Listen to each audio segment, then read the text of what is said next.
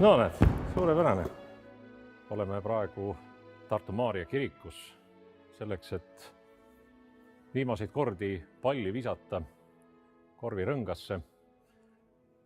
Siin selles hoones on peetud jumalateenistusi, siit on teile saadetud laulupeolised esimesele laulupeole, aga siin on ka 50 aastat mängitud palli.